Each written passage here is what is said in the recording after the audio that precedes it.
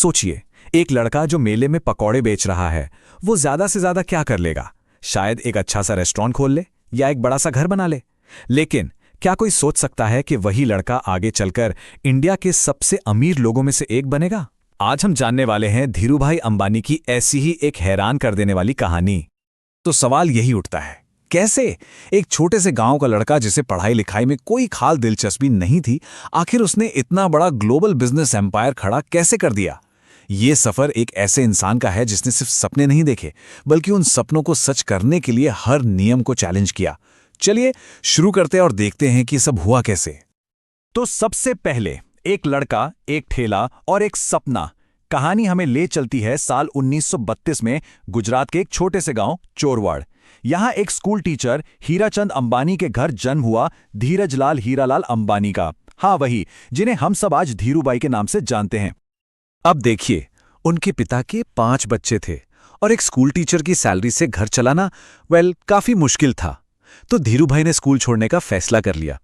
और ये इसलिए नहीं कि वो पढ़ाई में कमजोर थे, बिल्कुल नहीं, बल्कि इसलिए क्योंकि वो रियल वर्ल्ड प्रॉब्लम सॉल्व करना चाहते थे। और उस वक्त सबसे बड़ी प्रॉब्लम थी घर की गरीबी। तो उनका पहला बिजनेस वेंचर क्या था? पकौड़े।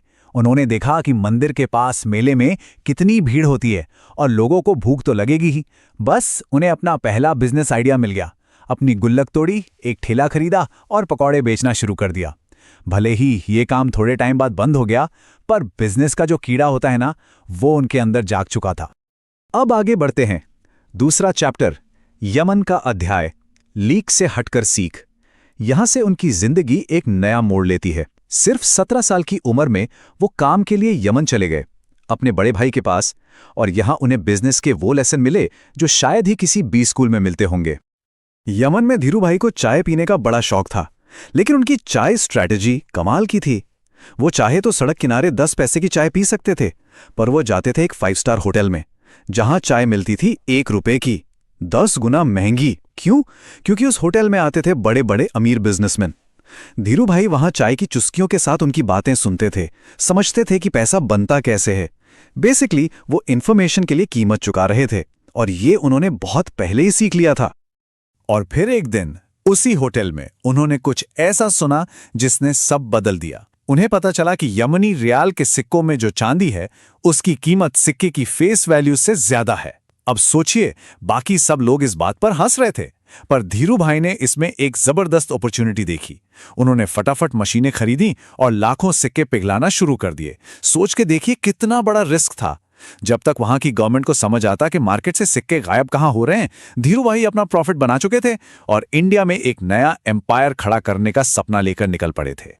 अगला चैप्टर है बॉम्बे में दिग्गजों से टक्कर। तो साल था 1958। धीरूभाई इंडिया वापस आते हैं, कोकिलाबेन से उनकी शादी होती है और जेब में सिर्फ 15,000 रुपए लेकर वो बिजनेस शुरू करने पहुंच जाते हैं बॉम्बे, यानी आज का मुंबई। उस जमाने में मुंबई का सूद बाजार यानी यान मार्केट एक किले जैसा था। वहां के बड़े व्यापारियों ने मिलकर एक यूनियन बना रखी थी। उनका रोल था, कोई नया आदमी मार्केट में एंटर नहीं कर सकता। वो किसी को आने ही नहीं देते थे। तो सोचिए, धीरूभाई ने एक ऐसे माहौल में कदम रखा जहां हर कोई उन्हें बस बाहर निकालने पर तुला हुआ था।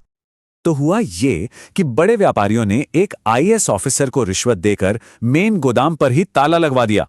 Game over, right? पर धीरूभाई के लिए नहीं। उन्होंने कुछ ऐसा किया जो किसी ने सोचा तक नहीं था। उन्होंने यूनियन के सभी मेंबर्स को इकट्ठा किया और अपना सारा माल ट्रकों में भरकर सीधा उस ऑफिसर के घर के दरवाजे पे उतरवा दिया। अब उस ऑफिसर के घर कुछ ही घंटों में बड़े बड़े मेहमान आने वाले थे। अपनी इज्जत और नौकरी बचाने के लिए उसने फौरन गोदाम का ताला खुलवा दिया। यह इंसिडेंट धीरूभाई के काम करने का स्टाइल बताता है। रूल से नहीं, रिजल्ट से खेलो। और अब शुरू होता है रिलायंस का सफर, एक साम्राज्य का निर्माण। 1965 में अपने पार्टनर से अलग होने के बाद धीरूभाई ने अकेले एक नई शुरुआत की, और यहीं से शुरू हुआ रिलायंस का युग।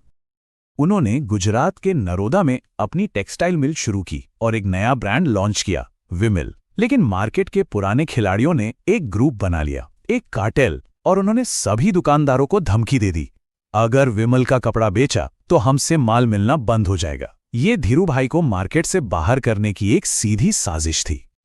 तो धीरूभाई ने इसका जवाब कैसे दिया? एक मास्टर स्ट्रोक से। वो देश भर के रिटेलर्स से मिले और उन्हें एक ऐसा ऑफर दिया जो कोई मना ही नहीं कर सकता था। उन्होंने कहा, आप माल बेचो, अगर नुकसान हुआ तो वो मेरा, और अगर फायदा हुआ तो वो आपका। बस इस एक ऑफर ने रातों रात सब कुछ बदल दिया। उन्होंने रिटेलर्स का भरोसा जीत लिया और उनके कॉम्पिटिटर्स का पूरा कार्टेल टूट गया। देखते ही देखते विमल इंडिया का नंबर 1 ब्रांड बन गया। अब बिजनेस को और भी बड़ा बनाना था, तो धीरू भाई ने एक और बड़ा फैसला लिया, अपनी कंपनी को स्टॉक मार्केट में लाने का, जिसे कहते हैं आईपीओ यानी इनिशियल पब्लिक ऑफरिंग। इसका सिंपल सा मतलब है कि एक कंपनी अपने शेयर्स यानी हिस्सेदारी आम लोगों को बेचती है और उससे पैसा जुटाती है। और ये नंबर देखिए, 58,000। जब 1978 में रिलायंस का आईपीओ आया तो 58,000 आम लोगों ने, छोटे इन्वेस्टर्स ने इसमें पैसा लगाया। सोच के देखिए, उस जमाने में शेयर मार्केट को सिर्फ बड़े लोगों का खेल माना जाता था। धीरू भाई ने इस खेल के दरवाजे आम आदमी के लिए खोल दिए। उन्होंने हजारों लोगों को जिंदगी में पहली बार शेयर होल्डर बनाया। लोगों का उन पे ट्रस्ट इतना जबरदस्त था कि कंपनी की जो एनुअल मीटिंग्स होती थी ना, वो किसी हॉल में फिट ही नहीं हो पाती थी। 1986 में तो हद हो गई। एक मीटिंग में 30,000 से ज्यादा शेयर होल्डर्स आ गए। मीटिंग एक खुले मैदान में करनी पड़ी। वो कोई कॉर्पोरेट मीटिंग नहीं, एक जश्न, एक फेस्टिवल लगता था। ये अपने आप में इंडियन कॉर्पोरेट हिस्ट्री का एक रिकॉर्ड बन गया। चलिए अब बात करते हैं धीरू भाई अंबानी की विरासत की। आईपीओ की सुपर सक्सेस के बाद रिलायंस के लिए एक्सपेंशन के वो दरवाजे खुल गए जिसके बारे में किसी ने सोचा भी नहीं था। यहां से रिलायंस अब सिर्फ एक कंपनी नहीं रही, बल्कि एक एम्पायर बनने की तरफ निकल पड़ी। 80s में उन्होंने एक बहुत बड़ा स्ट्रेटेजिक शिफ्ट लिया। कपड़े के बिजनेस से निकलकर वो देश की एनर्जी नीड्स पूरी करने की तरफ बढ़े। पहले पॉलिएस्टर, फिर ऑयल प्रोडक्शन। 1992 तक तो रिलायंस इतनी बड़ी हो गई कि वो ग्लोबल मार्केट से पैसा उठाने वाली पहली इंडियन कंपनी बन गई। पर सफर यहां रुका नहीं। 1995 में रिलायंस टेलीकॉम आया और फिर साल 2000 में जामनगर में दुनिया की सबसे बड़ी पेट्रोलियम रिफाइनरी खड़ी कर दी। ये सिर्फ बिजनेस बढ़ाना नहीं था, ये देश की इकोनॉमी के हर इंपॉर्टेंट हिस्से में अपनी जगह बनाना था। 75,000 करोड़ रुपए। जब 6 जुलाई 2002 को उनका निधन हुआ, तब रिलायंस का टर्नओवर इस आंकड़े को पार कर चुका था। सोचकर देखिए, एक पकौड़े बेचने वाले से शुरू हुआ सफर एक ऐसे एम्पायर पर आकर रुका जो आने वाली कई पीढ़ियों तक चलने वाला था। तो आखिर इस पूरी कहानी से हमें सीखने को क्या मिलता है? ये सफर सिर्फ एक बिजनेस की कहानी नहीं है, ये कहानी है सोच की, हिम्मत की और दूर तक देखने की। तो सबसे पहली सीख, अपॉर्चुनिटी वहां देखो जहां किसी और को नहीं दिखती, जैसे मंदिर की भीड़ में या यमनी सिक्कों की चांदी में। दूसरी बात, सिस्टम को चैलेंज करो, उसके आगे झुको मत। तीसरी, ट्रस्ट बनाओ, रिस्क और प्रॉफिट दोनों शेयर करके, जैसा उन्होंने रिटेलर्स के साथ किया। चौथी, हमेशा बड़ा सोचो, इतना बड़ा कि लोग उसे पागलपन समझें। और आखिरी और सबसे इंपॉर्टेंट बात, असली दौलत हजारों लोगों के लिए वैल्यू क्रिएट करना है, जैसा उन्होंने अपने 58,000 शेयर होल्डर्स के लिए किया। उनकी जिंदगी की पूरी फिलॉसफी शायद इस एक लाइन में समा जाती है, जो लोग सपने देखने की हिम्मत करते हैं उनके लिए जीतने को पूरी दुनिया है। ये सिर्फ एक कोट नहीं है, ये उनकी पूरी लाइफ स्टोरी का निचोड़ है। लेकिन कहानी यहां खत्म नहीं होती।